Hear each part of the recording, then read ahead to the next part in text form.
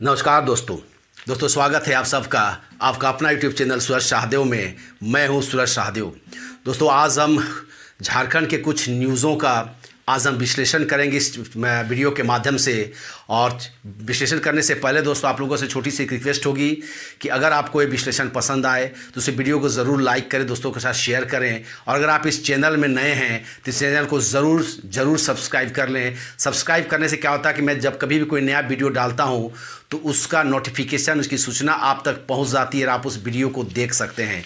दूसरी बात, सब्सक्रिप्शन करने से दोस्तों आप लोगों का प्यार और बड़ापन हमेशा आशीर्वाद के रूप में मुझे मिलता रहता है दोस्तों।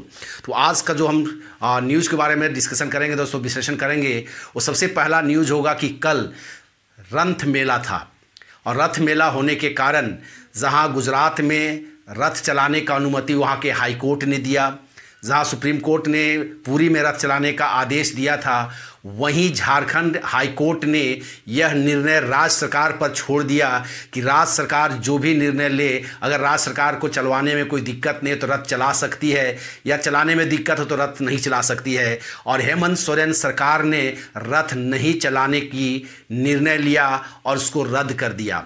लेकिन जब इसको रद्द कर दिया तो कल वो अपने पत्नी संग जगन्नाथपुर मंदिर पहुंचे और वहां पर उन्होंने माथा टेका। चूँकि कोरोना गाइडलाइंस का पालन करते हुए वहाँ का मंदिर का कपाट, जो मेन कपाट है, वो खुल नहीं रहा है और उनको कपाट के सामने ही, बंद कपाट के सामने ही माथा टेकना पड़ा और वहाँ के पुजारी ने उसको ही पूजा अर्चना कराया।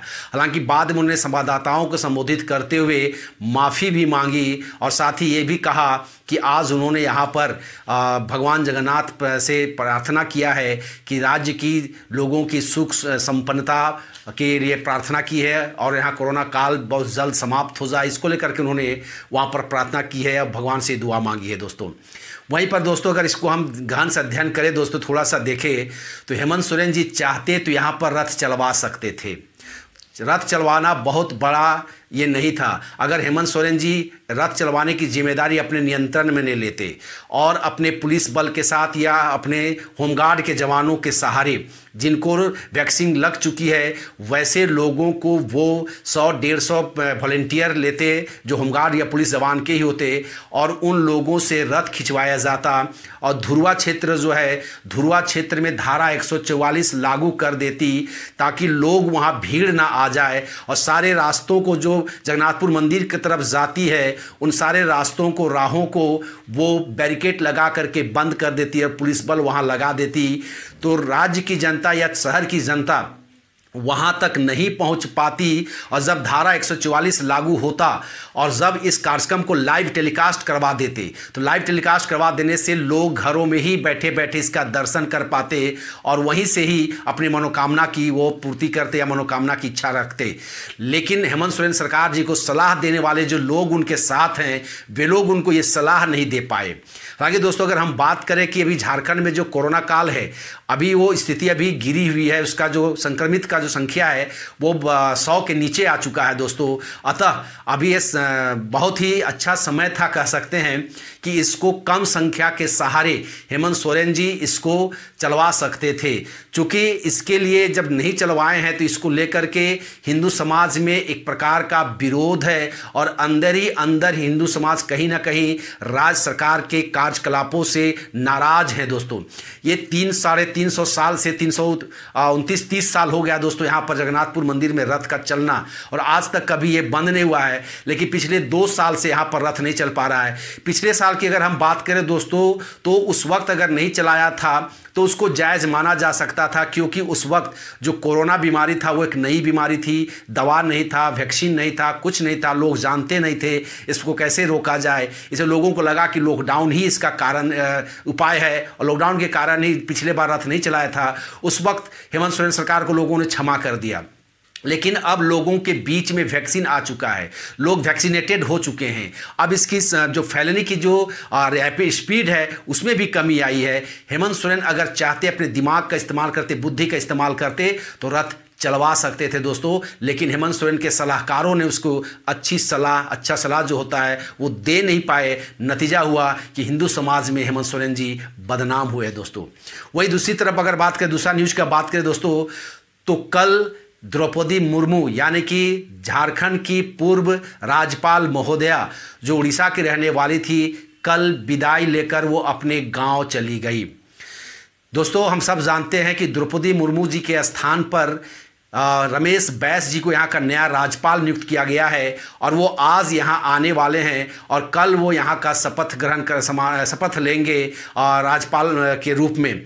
वही अगर हम द्रौपदी मुर्मू जी की बात करें दोस्तों, तो श्रीमती द्रौपदी मुर्मू जी पहली आदिवासी महिला राज्यपाल झारखंड में थी जिन्होंने अपना 6 साल पूर्ण की है। उन जब तक यहाँ पर राज्यपाल रही वो सभी दलों के सभी नेताओं के साथ, सभी लोगों के साथ एक अच्छा संबंध रखा, अच्छा बर्ताव रखा। जो भी वहाँ शिकायत लेकर गए हैं उन शिकायतों पर सुनवाई हुई है। संज्ञान लेकर स्वयं उन्होंने या तो मुख्यमंत्री को पत्र लिखा या तो डीजीपी को संज्ञान अपने आवास में बुला करके उनसे वार्ता की है, उसके समाधान के लिए उन्होंने कोशिश की है। जहाँ उनको आदिवासी के रूप में जब वहाँ पर राज्यपाल बनाकर लाया गया था दोस्तों, उन्होंने आदिवासी की हितों की रक्षा के लिए भी कोई कसर नहीं छोड़ी थी। दोस्तों, अगर हम रघुवर जी की सरकार के समय में बात करें दोस्तों, जब रघुवर जी ने यहां पर के सीएनटी और एसपीटी एक्ट में बदलाव करने के लिए एक कोशिश की थी और कुछ नियम में बदलाव करके राज्यपाल महोदया के पास जब उन्होंने भेजा था तो राज्यपाल महोदया ने उस फाइल को लौटा दिया था और लौटाने के बाद उस पर फिर कोई कार्रवाई नहीं हुई। दोस्तों, अभी अगर हम हाल फिलहाल की बात करें, हेमंत सोरेन सरकार के समय में बात करें दोस्तों, तो हेमंत सोरेन सरकार समय में भी टीएसी में कुछ लोगों को वहाँ मनोनयन के लिए जब नाम भेजा गया था तो उन्होंने उनके ऊपर चरित्र प्रमाण पत्र को लेकर के कुछ जानकारियाँ इकट्ठा मांगी थी और वो कहा था उसके बाद कुछ जानकारियाँ दे, और उन्होंने 2 बार फाइल को वापस कर दिया था। यानी कि कहीं ना कहीं वो जो आदिवासियों की हित थी, उनकी सुरक्षा की जो बातें होती थी उनके साथ वो अन्याय नहीं करना चाहते थे। वो कभी नहीं चाहती थी कि संविधान के खिलाफ कोई काम हो। वो जाते जाते उन्होंने कहा कि संविधान के जो मूल भावना है उस पर किसी प्रकार का छेड़छाड़ नहीं होना चाहिए।